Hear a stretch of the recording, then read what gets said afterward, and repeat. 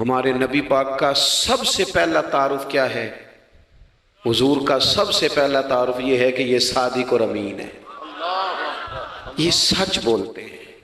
حضور کے اسوہ نور کی پہلی بات جو لوگوں کے سامنے آئی تھی وہ یہ تھی کہ یہ صادق ہیں، یہ سچے ہیں، یہ جھوٹ نہیں کہتے۔ آپ کو پتہ ہے رسول پاک صلی اللہ علیہ وسلم سے پوچھا گیا تھا، حضور مومن کنجوس ہوتا ہے؟ فرمایا کبھی ہو جاتا ہے۔ یا رسول اللہ مومن بزدل بھی ہوتا ہے؟ فرمایا کبھی ہو جاتا ہے۔ یا رسول اللہ مومن جھوٹ بولتا ہے؟ تو میرے کریم نے فرمایا نہیں، میرا مومن جھوٹ نہیں بولا کرتا۔ حضور کا جو پہلا تعارف ہے نا، یہ جو حضور کی 40 سالہ زندگی ہے نا، اسے نبی پاک علیہ السلام نے اپنی نبوت کی دلیل کے طور پر بیان فرمایا ہے۔ فرمایا فَقَدْ لَبِثْتُ فِيكُمْ عُمَرًا مِّن قَبْلِهِ أَفَلَا تَعْقِلُونَ۔ محبوب آپ ان سے کہہ دے میں نے تمہارے بیچ وقت گزارا ہے، تمہیں عقل نہیں؟ کوئی میری طرح کا سچا دیکھا ہے تو دکھاؤ۔ آج میری ملت کا سب سے بڑا مسئلہ جھوٹ ہے، سب سے بڑا مسئلہ اعتماد نہیں۔ بیوی اپنے شوہر سے کہتی ہے کہ تو تھوڑے پیسے دے لیا کر، تھوڑے ایک جوڑے پہ میں گزارا کر لوں گی، میرے ساتھ سچ تو بول۔ تو لاہور جاتا ہے تو لاہور کا بتا کے جا۔ ماں کہتی ہے پتر سے کہ پتر تھوڑی باتیں بتایا کر پر سچی بتایا کر۔ قوم کا اعتماد اٹھ گیا سیاستدانوں سے، تم نے لمبے چوڑے وعدے کیے، تم نے بڑی باتیں سنائی۔ تم دیکھیں نا، آپ کی توجہ اگر ہو تو میں ایک حوالہ اس طرح کا بھی عرض کروں آپ کی خدمت میں۔ سبز باغ دکھا کے لوگوں کو کبھی پریشان نہیں کرنا چاہیے، کبھی بھی۔ یہ ہمارے پیر بھلا کیا کرتے ہیں بیچارے، ایک کرامت اللہ خیر کرے کبھی کوئی ایک بن جاتی ہے نا تو پھر وہ کمپنی کی مشہوری کا ذریعہ بنتی ہے۔ وہ کہتے ہیں اس کرامت کو بھی فیس بک پہ ڈالو۔ میں نا کراچی جا رہا تھا تو لاہور میں تھوڑا سا مریض ہوں، مجھے الرجی ہو جاتی ہے، زیادہ دیر بیٹھ نہیں سکتا، تو ایک کانفرنس میں مجھے شرکت کرنی تھی۔ تو ایئرپورٹ سے ہی میں نے دوستوں سے پوچھا موسم تمہارا کیسا ہے؟ کہنے لگے پیر صاحب بڑی گرمی ہے اور شدت ہے بڑی، اے سی چلا کے بھی گاڑی میں دقت ہے۔ تو میں نے کہا اچھا دعا کرتے ہیں اللہ بارش برسا دے۔ تو یہ دعا لاہور ہو رہی تھی، میں کراچی ایئرپورٹ پہ اترا تو بارش ہو رہی تھی۔ تو وہ جو مجھے لینے آئے تھے نا صاحب، وہ گاڑی میں ایک بندے کو کہہ رہے ہیں کہ وہ پیر صاحب نے لاہور آکھیا سی تو 1.5 گھنٹے جمی آ گیا ہے۔ وہ میں نے اسے کہا بس کر، اب آگے نہ بتا، ایسا نہ ہو کہ 2-4 لوگ آ جائیں کہ پیر صاحب جو کہتے ہیں وہ ہو جاتا ہے۔ جیڑے محرم راز حقیقت دے اور راز حقیقت کھول دے نہیں، جیڑے محرم راز حقیقت دے اور راز حقیقت کھول دے نہیں، اے جنہ ویکھیا نہیں او کرن گلاں، جنہ ویکھ لیا ہو تے بول دے ہی نہیں۔ اس لیے یہ اس طرح کرامتوں کو نا کمپنی کی مشہوری کا ذریعہ، ہمارے سیاستدان، ہمارے بڑے لیڈران وہ سبز باغ دکھا دیتے ہیں۔ آپ تھوڑی باتیں کریں، محدود کریں، مختصر کریں۔ دیکھیں اللہ کے محبوب علیہ السلام سے طائف والوں نے کہا تھا، جب حضور علیہ السلام نے دین کی تبلیغ کی تو سیرت میں یہ عنوان بھی ہمیں ملتا ہے، یا رسول اللہ صلی اللہ علیہ وسلم اگر آپ کو کل حکومت ملتی ہے تو ہمیں حصہ ملے گا؟ عرب کے لوگوں کا مزاج تھا نا، انہوں نے حضور سے کہا اگر کل کلاں حکومت ملتی ہے تو ہم شریک ہوں گے؟ تو حضور مسکرائے، اور میرے نبی پاک کو حکومت ملنے کا پاک کتنا زیادہ تھا کہ مکے سے ہجرت کر رہے ہیں، مدینہ شریف ابھی پہنچے نہیں، رستے میں سراقہ بن مالک سے کہہ رہے ہیں کسرا کے کنگن آئیں گے، یعنی حضور بتا رہے ہیں کہ سپر پاور بھی ساری یہاں آ جائے گی۔ حضور تو خندق والے دن ایک ہتھوڑا مارتے تھے تو فرماتے تھے روم فتح ہو گیا، دوسرا مارتے تھے تو کہتے تھے ایران فتح ہو گیا۔ یہ بخاری میں چیزیں آپ کو ملیں گی۔ حضور کو کامل یقین تھا کہ اذا جاء نصر اللہ والفتح، کامل یقین تھا کہ ان فتحنا لک فتحا مبینا، یہ ہوگا سارا کچھ۔ لیکن انہوں نے جب کہا نا ہمیں حصہ ملے گا تو حضور مسکرائے، فرمایا تم کہتے ہو حکومت تمہیں ملے گی؟ فرمایا بھائی سنو، حکومت اسے ملتی ہے جسے اللہ عطا کرتا ہے۔ بات ختم کر دی۔ سچ بولیں زندگی میں، سچی بات کریں۔ اللہ کے رسول صلی اللہ علیہ وسلم نے ہمیں پہلا سبق سچ کا دیا، اسے سادی تقریر نہ سمجھنا، یہ عنوان دین ہے۔ اپنی زندگی سے جھوٹ کو نکال دیں۔ آپ جو تھوڑی باتیں کر لیں پر جو کہیں اس پر کھڑا ہونا سیکھیں، اپنی زندگی کے اندر استقامت کا نور لائیں۔ جوانوں، کبھی بھی جھوٹ کی بنیاد پر رشتے نہ قائم کرنا، آتے ہیں رشتہ دیکھنے والے تو کوئی باتیں سناتے ہیں ہمارے گھر والے، ہو بیٹا تو ولی ہوتا ہے، کیا بات ہے؟ اور پھر بعد میں یہ حالت ہوتی ہے کہ اماں کہتی ہے میں آپ بڑا سمجھانی ہے، انہوں میری بھی نہیں سنتا۔ تو وہ رشتہ دیکھتے وقت تو آپ نے کہا تھا کہ بہت بڑا درویش ہے۔ آپ اور بچی والے بھی کچھ ایسے کام کرتے ہیں، رشتہ کرانے والے سے کہتے ہیں ہم نے کار بھی دینی ہے۔ کیوں آپ نے لالچ پیدا کیا؟ کیوں پہلے آپ نے خرابیاں کی؟ اپنی زندگی میں سچ بولیں، سچی بات کریں، کبھی بھی کوئی ایسا کام نہ کریں جس سے کہ لوگوں کی طبیعت ایسی ہو کہ لوگ سمجھیں کہ یہ لوگ تو غلط بیانی کے عادی ہیں۔ دیکھیں بخاری میں موجود ہے، سیرت کی تمام کتابوں میں الفاظ کے اختلاف کے ساتھ یہ اپنی اصل کے ساتھ یہ چیز ہر جگہ موجود ہے۔ حضرت ابو سفیان رضی اللہ تعالیٰ عنہ بعد میں مسلمان ہوئے، فرماتے میں جب شاہ روم کو حضور کا خط گیا تھا نا ہرقل کو، حضور صلی اللہ علیہ وسلم نے اس سے کہا کہ کلمہ پڑھ لو، خطوط لکھے نبی کریم نے۔ اس نے کہا یہاں ڈھونڈو کوئی عرب کا سردار اگر آیا ہو تو میں ملنا چاہتا ہوں۔ ابو سفیان کہتے ہیں میں بغرض تجارت وہاں موجود تھا، مجھے لوگ پکڑ کے بادشاہ کے پاس لے گئے، میں کلمہ نہیں پڑھتا تھا۔ جب کوئی کسی کا مخالف ہوتا ہے تو اس نے کوئی کہانی بھی یاد کی ہوئی ہوتی ہے، ان لوگوں نے کہانی بھی یاد کی ہوئی تھی، معاذ اللہ جادوگر ہیں، شاعر ہیں، یہ کہانیاں بھی سناتے تھے۔ کہتے ہیں کہ مجھے وہ لے گئے، بادشاہ کے سامنے کھڑا کر دیا۔ اب بادشاہ نے سوالات پوچھے، میں کوئی حق میں نہیں تھا کہ میں حق میں باتیں کرتا، میں تو اس وقت تک کلمہ نہیں پڑھتا تھا اور جو کفار کہتے تھے وہ ساری باتیں میں نے کرنی تھی۔ کہتے ہیں بادشاہ نے اپنے دربار میں کھڑا کر کے سوال کیے، بڑے سوال پوچھے، بڑے میں نے جواب دیے، بڑے سوال پوچھے۔ یہ بھی پوچھا کہ ماننے والے ان کے غریب ہیں کہ امیر ہیں؟ میں نے کہا نہیں، ماڑے ماڑے بندے ہیں۔ میلاد کے جلوسوں میں بھی ماڑے ماڑے بندے ہی جاتے ہیں، ماڑے ماڑے ہیں، غریب لوگ ہیں۔ اس نے یہ بھی پوچھا کہ ماننے والے بڑھ رہے ہیں یا گھٹ رہے ہیں؟ میں نے سارے جواب دیے۔ او ملت کے جوانوں، خدا را میری بات سننا۔ ابو سفیان کہتے ہیں غیروں کا دربار، سوال کرنے والا بھی کلمہ نہیں پڑھتا، ابھی جواب دینے والا بھی کلمہ نہیں پڑھتا۔ اس نے مجھ سے کہا کہ آپ نے بتایا کہ آپ رشتے میں چچا ہوتے ہیں، یہ بتاؤ وہ جنہوں نے اعلان نبوت کیا ہے کیا کبھی انہوں نے جھوٹ بھی بولا ہے؟ آج لوگوں نے نام نہیں بدل دیا جھوٹ کا، کچھ نے بہانہ نام رکھ دیا جھوٹ کا، جی میں نے بہانہ کر دیا تھا۔ کچھ کہتے ہیں جی وہ تو میں نے تو بس ایسے ہی بات، وہ تو میں نے مذاق کیا تھا۔ جھوٹ کے نام نہیں بدل دیے لوگوں نے۔ ابو سفیان کہتے ہیں مجھ سے بادشاہ کھڑا کر کے پوچھنے لگا کیا کبھی انہوں نے جھوٹ بھی بولا ہے؟ ابو سفیان کہتے ہیں کہ لمحے کے لیے میرے دل میں آیا کہہ دوں کہ بولا ہے۔ پھر میں نے کہا ایک تو یہ عرب کی وفاداری کے خلاف ہے، اور دوسرا میں کہوں گا وہ جادوگر ہیں تو شاید کوئی ایک سیکنڈ کے لیے توجہ کرے، میں کہوں گا وہ شاعر ہیں شاید کوئی توجہ کرے، اور مدینے والے نے جھوٹ بولا یہ تو مانے گا ہی کوئی نہیں۔ سنو جن چیزوں کو معمولی سمجھ کے ہم نے رائج کیا وہ ہمارا وقار لے گئی، دنیا ہم پر اعتماد نہیں کرتی۔ ہم اس ملک میں بستے ہیں جہاں زلزلہ بھی آئے تو غیر ملکی امداد کرنا چاہیں تو وہ کہتے ہیں حکومتوں کے ہاتھ میں نہیں دیں گے، خود جائیں گے۔ ہمارا یہ حال ہو گیا ہے کہ قوم پر اعتماد اٹھ گیا دنیا کا، ہمیں پلٹنا ہے، ہم نے دیکھنا ہے ہمارا رویہ کیا ہے، ہمارا انداز کیا۔ تھوڑی کر لیں باتیں، کوئی ضروری ہے صبح شام بولنا؟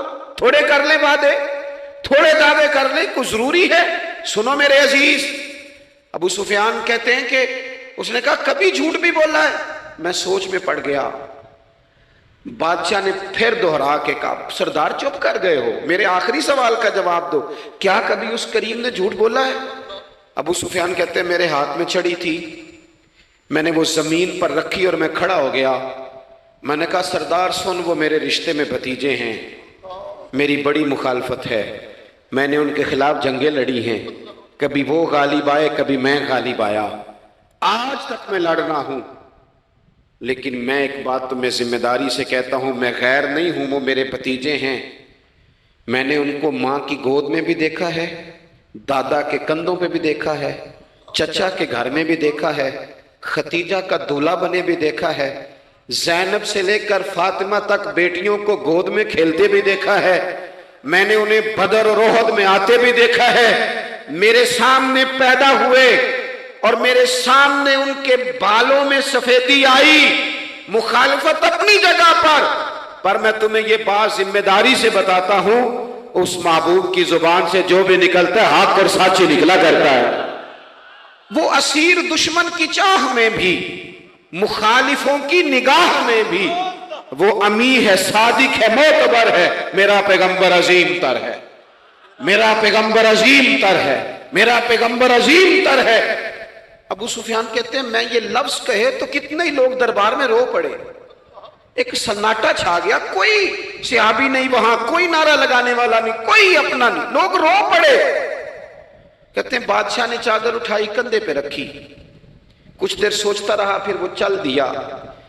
میں نے پیچھے سے آواز دی، میں نے کہا تو نے اتنے سوال پوچھے، میں نے اتنے جواب دیے، کوئی رزلٹ بھی تو بتانا کیا نکلا، نتیجہ کیا ہے؟ تو بادشاہ نے پلٹ کے میری طرف دیکھا، کہنے لگا سردار نتیجہ تو نکل آیا نا یار، جس بندے بندوں سے جھوٹ نہیں بولا وہ یہ جھوٹ کیوں بولے گا کہ میں اللہ کا رسول بن کے آیا؟ اس نے او میرے بھائی اپنی زندگی میں سچ لاؤ، خدا را ہمارے گھروں سے لے کر حکومت کے ایوانوں تک ضرورت سچ کی ہے، ضرورت سچ کی ہے۔ دوسری بات، اپنی زندگی میں دیانتدار ہو جائیں، چھوڑ دے سامنے والا کیا کر رہا ہے، میں اپنے اس ممبر سے دیانتدار ہوں کہ نہیں، یہ میں نے اللہ کو جواب دینا ہے۔ میں نے جتنی عزت سمیٹی ہے دین کے نام پہ سمیٹی ہے، میں نے اللہ کو جواب دینا ہے۔ ہم سارا دھیان دوسروں کا رکھنے لگ گئے۔ حضرت خواجہ نصیر الدین چراغ دہلوی رحمۃ اللہ علیہ سے بادشاہ نے آ کے وظیفہ پوچھا تھا، حضرت کو وظیفہ بتائے تو خواجہ صاحب فرمانے لگے اپنا کام دیانتداری سے کر، یہی سب سے بڑا وظیفہ ہے۔ اپنی زندگی میں دیانتداری، امانت داری، آپ اس طرح کے ہو جائیں کہ آپ جس طرح آپ سمجھے نا کہ یہ حرام جانور ہے تو میرے منہ میں جائے گا تو مجھے الٹی آئے گی۔ آپ کبھی دیکھیں نا کہ حرام گوشت کوئی آپ کو بتا دے، آپ دو لقمے آپ نے کھا بھی لیے، لطف آیا، تو کسی نے کان میں کہا یہ تو ذبح ہی نہیں ہوا تھا، بیمار تھا، تو الٹی آ جاتی ہے کہ نہیں؟ بولو کہ آ جاتی ہے؟ انسان کا ذہن قبول کرتا ہے حرام کھانے کو؟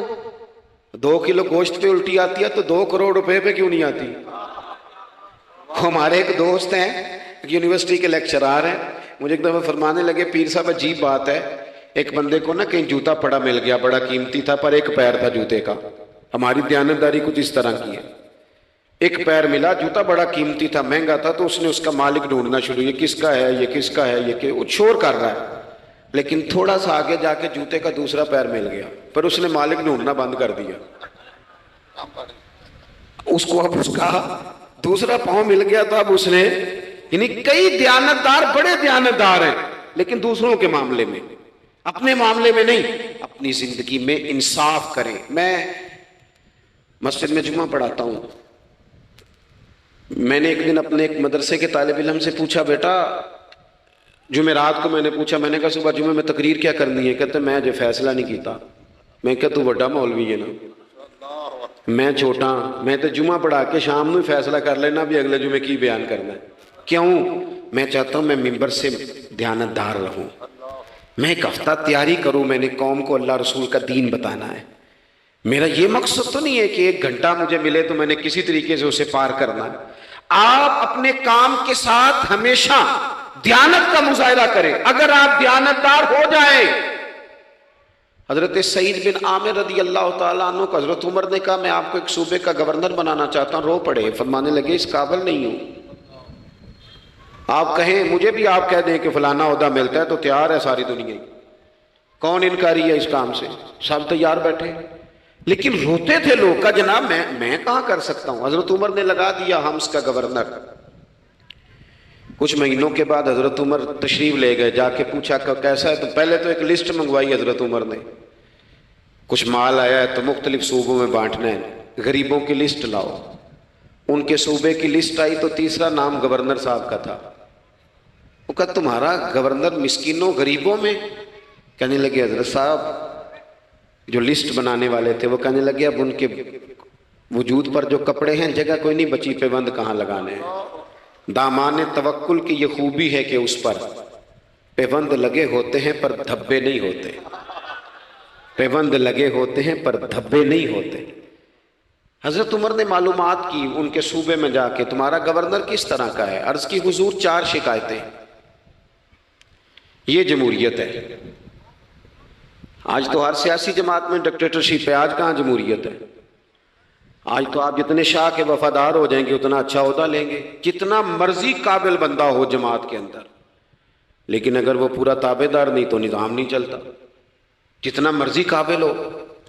حضرت سعید بن عامر رضی اللہ تعالیٰ عنہ 4 شکایتیں، عام آدمی شکایتیں کر رہے ہیں۔ حضرت عمر نے کہا کون کون سی؟ انہوں نے کہا جی پہلی شکایت یہ ہے کہ ہمارے گورنر، توجہ ہے میرے بھائیوں کی، انہوں نے کہا جی پہلی شکایت یہ ہے کہ گورنر صاحب صرف دن کو ملتے ہیں، انہیں رات کو بھی لوگوں سے ملنا چاہیے۔ دوسری شکایت یہ ہے کہ جب شروع میں آئے تھے تو فجر کے بعد بیٹھ جاتے تھے، مسائل سنتے تھے، اب سورج نکلنے پر اشراق چاشت کے ٹائم 8، 9، 10 بجے آتے ہیں۔ تیسری شکایت یہ ہے کہ ہفتے میں 1 دن ملتے ہی نہیں۔ چوتھی شکایت یہ ہے کہ کبھی کبھی ایسے ہی رونے لگتے ہیں، بیٹھے بیٹھے بے ہوش ہو جاتے ہیں، تو آپ نے دیوانہ آدمی ہمیں دے دیا ہے۔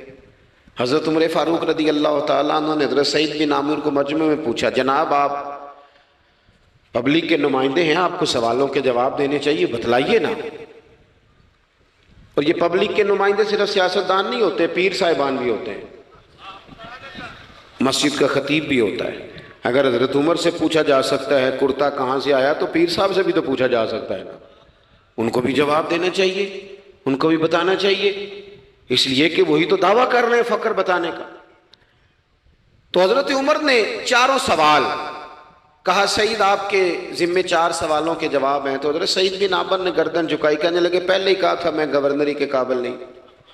فرمایا اب تو بن گئے ہونا، جواب تو دینا ہے، حضور بتلائیے۔ فرمایا پہلا سوال آپ سے یہ ہے کہ یار لوگ کہتے ہیں رات کو کام پڑ جاتا ہے اور آپ ملتے نہیں۔ تو حضرت سعید بن عامر نے اپنی داڑھی پکڑ لی، عرض کی حضور یہ ساری سفید ہو گئی ہے، بڑھاپا ہے، دن مخلوق کے لیے رکھا ہے، رات اپنے رب کے لیے رکھی ہوئی ہے۔